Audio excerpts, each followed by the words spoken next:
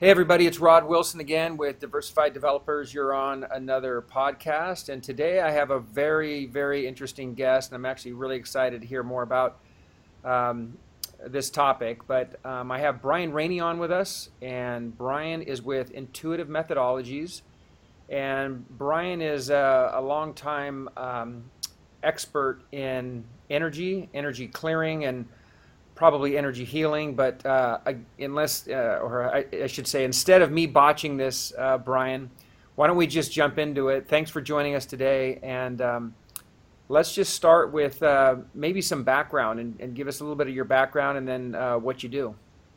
Terrific. Thank you for inviting me. It's a pleasure to work with you on this. My background originally started in martial arts, and the art form I learned was the original fighting art of the Korean military, and it was energy-based, which is kind of hard to find these days. I spent years learning how to sense the energy of opponents as well as environments so that I could keep myself safe. With the brutality of the art form, we were also forced to learn healing arts because students were getting injured all the time, and if we kept sending them to the hospital, we wouldn't have any students anymore. So there was an awful lot of practice in energy work in both martial arts and healing arts at the same time. Later, I expanded my skills into other forms of energy work, and I've been doing this for over 30 years now, primarily teaching classes to individuals who want to learn these skills. And about 15 years ago, I formally started Intuitive Methodologies, and we're dedicated to the practical use of these amazing skills. And part of that is that we do work to aid in the clearing of energetically distressed properties. And that's why real estate agents call us. So I'm interested in the Korean fighting. So you said it's the brutality of the sport, but you were on the energy side. Tell us more about that. That's pretty interesting. So this particular art form was called Hanmu Kwan, and it, unlike most of the martial arts out there that are taught as a sport, this was strictly combat. This is a fighting art. And the instructor I had just blew me away. I'd already taken years of judo and aikido. I met this man, and it was completely different. When he moved, the walls shook. Wow. And I actually tried to videotape him once, and the camera kept glitching because when he put a lot of power into something, the electronics couldn't handle it. Wow, that's interesting. And yeah, just a fascinating guy. But he showed us how to do things with energy, with the energy side, much more powerful than the physical body. And I'm fairly small in stature, and teaching Silicon Valley, where it's engineers and scientists, pretty easy because I'll walk in after they've trained for a while and say, let me tell you about energy. And they'll go, I'm not sure I understand that. So I'll take the largest of the group and throw them across the room. And they come back and go, okay, how'd you do that? I'm going, great, let's talk about energy. a pretty killer demonstration. Yeah, it really works. Luckily, yeah. They've all signed the waiver, so it's okay.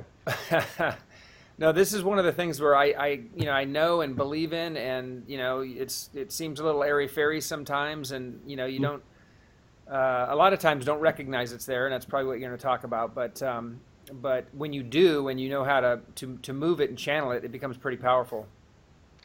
Yes, it is. It is very, very powerful, and I was fortunate enough to learn both sides of it, the martial form and the healing arts, and it's a great combination. Okay, well, let's jump into it for especially the real estate agents and real estate professionals that are watching. Tell us what you do specifically for real estate. I'm usually brought in on worst case scenarios, properties that appear attractive, but they just don't move. And the first thing I do is a complete assessment. This includes the structure, the lot, the neighborhood, everything. And from this, you now have an effective plan. Once the plan is in place, I usually work through it in 3 stages. The first thing I do is wall off the neighbors. So if you've got neighbors that are very invasive with their energy and they keep bleeding it in, we've got to stop that first. Otherwise, cleaning it really doesn't make sense. After they're walled off, I do a complete cleansing, and I leave the property neutral. So there's no energy at all, no distractions, flawlessly clean. And then we have a third option. If you want me to, I can go back in and actually stage the property, kind of like how you stage with furniture. I can energize each room to give a very positive experience. And that way, when they walk in and they're walking through the rooms, they know what it could be like. And it really does help. So you're saying some things, and I think I know where you're going, but there's a lot of people are going to be like, what the heck is he talking about? So when you say, walling off the neighbors, when you say staging, you're not talking about physical furniture in the house necessarily, right? Nope. And well, let's talk a little bit about how people experience energy. People are very sensitive to energy, and more than they want to realize. You've experienced yourself. I'm sure you've walked into a meeting, and before you hear a word, you're going, "Oh, this is not going well." You can feel it when you walk in the room. That's right. And in fact, many times you can feel it long after the meeting's over and everybody's left. You walk into that room and go, "Yeah, that did not go well." And it's left there. Now that's a brief period of a small group of people who were frustrated, and it leaves an impression. Now imagine a residence where there's been years of violence or severe depression or anger, and it has saturated the walls. You brush up against it and all of a sudden you're feeling uncomfortable or sad. You don't even know why. And it's still there. And So some is people it, will walk in. I'm sorry. I'm just curious what you think so I think there's situations where you walk into a house and you don't get a good feeling, and is it potentially the layout? There's the energy part of it, like if there was I don't know, a death in the house, or there was a very, mean person or whatever. There was a lot of, stress or de-stress or whatever in the house. But there's also, how it's physically staged, how the layout is. So maybe distinguish between the two. So sometimes I'll walk into an environment and I'll notice something energetically. There's been violence or a suicide or a murder or what have you. And it's still there if it hasn't been cleansed out, and it's pretty harsh. And people sometimes will even just walk up to the front door, they start in, they're going, this isn't the house for me, and they leave. Right. Sometimes it's also the way the house has been laid out. Sometimes it's uncomfortable to move through the house. You've felt it when people violate your space, if they stand too close to you in a grocery store, and you're going, that's uncomfortable for me, and you adjust.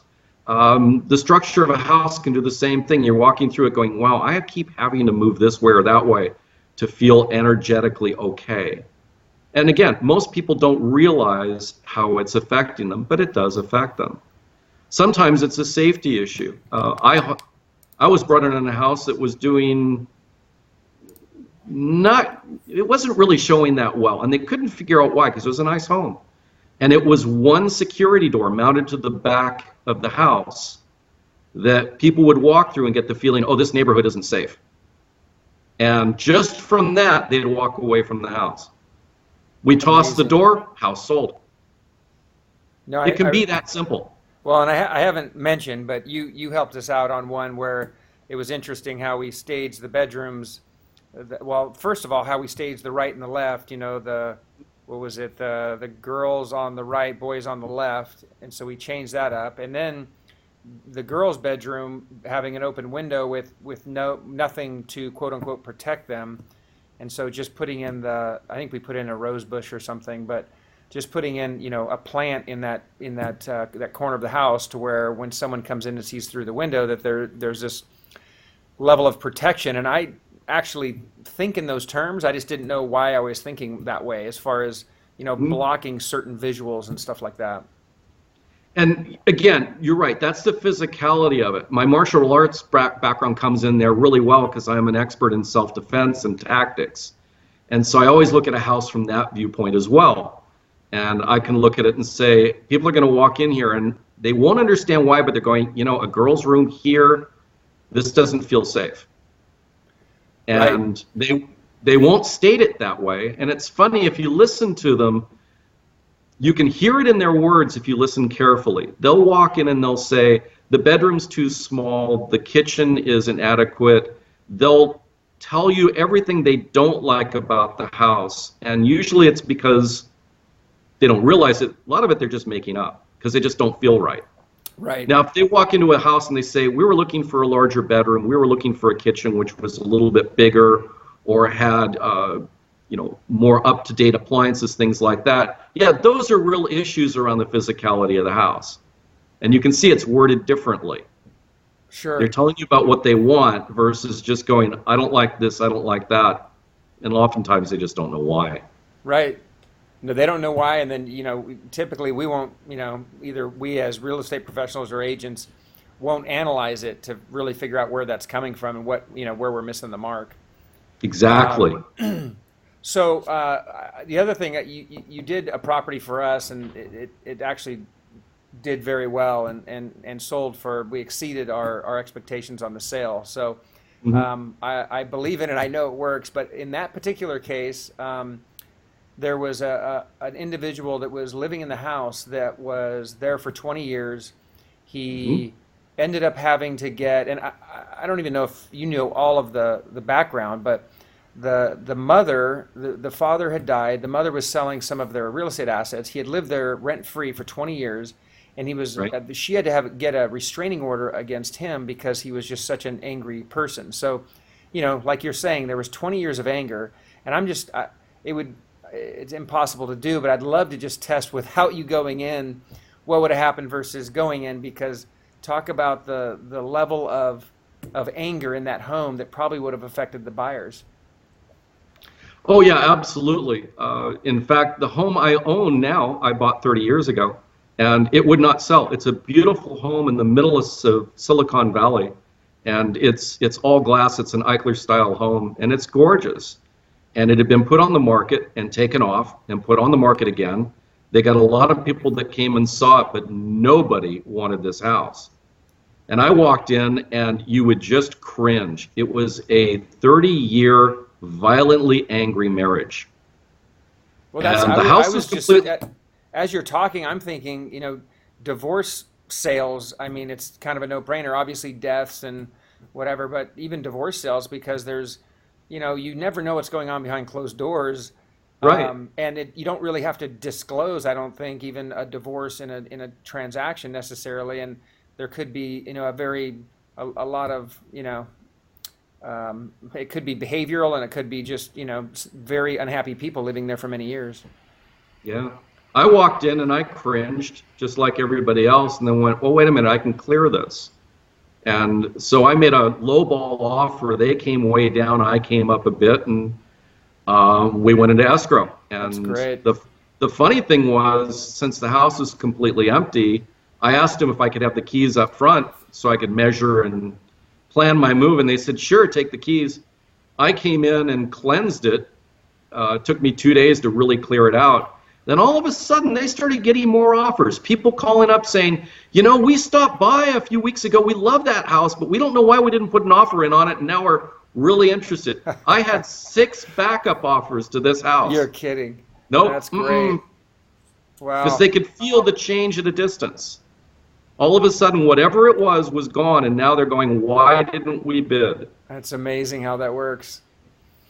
So, why is this so effective, do you think? My skills are a bit unique. I go way beyond just walking in and saying, well, there's something wrong with your house. I can actually see it. I can read it very well. I can tell you what it is, where it came from, and how people are going to be affected by it. There are a lot of different, methods of cleansing houses out there, and you'll come across them. And most of them are fairly light, and they'll do a great job of sparkling a house, which is, for the most part, okay. And they will actually increase the value of the experience. But it's kind of like using a feather duster, right? It sparkles the house, it gets rid of the really light stuff. I'm the bleach, If the house is really in trouble, those processes are not going to be adequate. I actually can use the power forms that I learned from martial arts, come in and shatter the energy of a house. You know, And at that point, it's just a matter of cleanup. the one house I was talking about, we actually had the sheriff have to knock on the. I tried knocking on the door because we were set up to get access. This guy, didn't own the property; he was just a renter. And anyway, I have a picture of two sheriffs, guns drawn, knocking on the door. We're coming in, kind of thing. So I was just thinking, I got to bring you to the next house I have like this for my protection. Yeah, at least for security reasons and nothing else. Exactly. So how? And again, classic martial arts is I'll tell you first off whether or not we should approach the house. Right. Don't walk into a bad situation. No, that's right. That's exactly right. So but that's the uniqueness of what I do. I have a power form. I can shatter really harsh energy and get rid of it. And following that, I can also block off energy that tends to bleed in from the neighbors. And I love doing staging. It's so much fun to set up a house. It's just like people stage it with beautiful furniture. And it's great to watch the prospective buyers come in and they'll walk into the den and go, wow, I can really get clear here. I can get a lot of work done here because they have an amazing experience of clarity and focus just by walking in the room. And each room is unique. Yeah, it's very interesting, very cool. I don't quite understand it all, but it's very, very cool. So how is this different than feng shui? So feng shui is a very useful tool so that people are very comfortable with the flow of a house. And again, it's kind of like that same situation where, when people encroach on your space and you feel a little uncomfortable. If you're walking through a home and you feel pulled off balance or you've got to maneuver, feng shui takes care of all that. And it does a great job. You can gently walk through a house. People know where to congregate. They feel very comfortable there. It frees them of the distractions of a chaotic format would give them. So it's very useful. Okay. And before we sign off, I wanted to ask you, maybe talk through one of your, I'm sure you've seen it all as far as, different houses, as have we, I guess. But maybe talk through one of your, more effective clearing projects. I think my absolute favorite is an 1800s Victorian I worked on, and very large house, of course, on a very large lot in a nice area, and nobody would come and see this house. The closest they would ever get would be the sidewalk, and they'd walk away. This house, for 30 years, it was a halfway house. For 25 or 30 years, it was a battered women's shelter. Wow. And for the last 40 or some odd years, it was a divorce lawyer's office. Oh my gosh. Talk about you walk up to that place and you just go, no way, and you walk. You don't even get close to it. And the real estate agent found me from a referral, and she brought me in going, okay, I have no idea what you do, but we've dropped this $400,000 and it's not moving at all, and we're stuck. And I said, okay, I can take care of this. And I gave her the assessment, and I said, this is the plan. And she said, do whatever you need to do. So we showed up for a day. She worked downstairs in the back office area, and I worked on the house. It was going to take 2 days, one day to really clear it, and then the other day to do some touch-up and do some staging. So halfway through the first day, the entire house shook. She came running out going, what was that? I said, the house finally gave it up. She said, I'd never seen that before. I said, yeah, it happens from time to time when it's that bad. And she went back to work. I finished that day, and I got most of it pretty cleaned up. It was the end of the day. I found her. I said, okay, I'm done for now. She says, terrific. I said, would you like to see what I've done? She says, sure. So I said, well, let's go outside. So we walk out. She stops at the porch, and I'm going, no, let's go out to the street. So we walk out to the sidewalk. We turn. She looks at the house and she says, it looks completely different. I'm going, yeah. I can't put my finger on it, but it's completely different. I'm going, yeah. She says, What's different? I'm going, well, first off, it's not pushing you away anymore. It doesn't feel like it's bulging. It doesn't feel like it's quivering. She's going, yeah, it's settled. It's fine. She says, that's amazing. Huh. And as we're talking, this guy's walking down the street, and he sees us, so he walks up to us.